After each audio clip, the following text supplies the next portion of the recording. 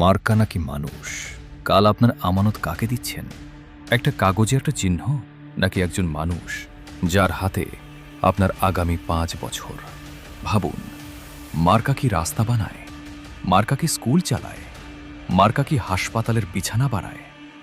না, এসব করে মানুষ, সৎ মানুষ, যোগ্য মানুষ, দায়িত্বশীল মানুষ। কিন্তু আমরা কি করি? আমরা চিনি মার্কা, আমরা চিনি রং, আমরা চিনি স্লোগান, মানুষটাকে চিনি না। তারপর অবাক হই, 5 বছর কেন কষ্টে কাটে? 5 বছর কেন দুর্নীতি সহ্য করতে হয়? 5 বছর কেন মাথা নিচু করে বাঁচতে হয়? কারণ আমরা ভোট দিয়েছিলাম চোখ বন্ধ করে, কারণ আমরা মার্কাকে মানুষ ভেবেছিলাম। কাল ভুলটা আবার করবেন না। এই দেশ কারো ব্যক্তিগত সম্পত্তি না, এই দেশ কোনো দলের সম্পত্তি না।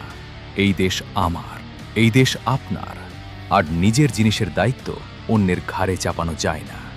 ভোট মানে শুধু অধিকার না, ভোট মানে দায়িত্ব, ভোট মানে জবাবদিহি। যাকে প্রশ্ন করা যাবে না তাকে ভোট দেবেন না। যার কাজের চেয়ে মার্কা বড় তাকে ভোট দেবেন না।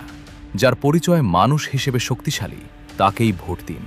কাল ব্যালট বাক্সে শুধু কাগজ ঢুকবে না, ঢুকবে আপনার ভবিষ্যৎ, আপনার আগামী প্রজন্মের ভবিষ্যৎ।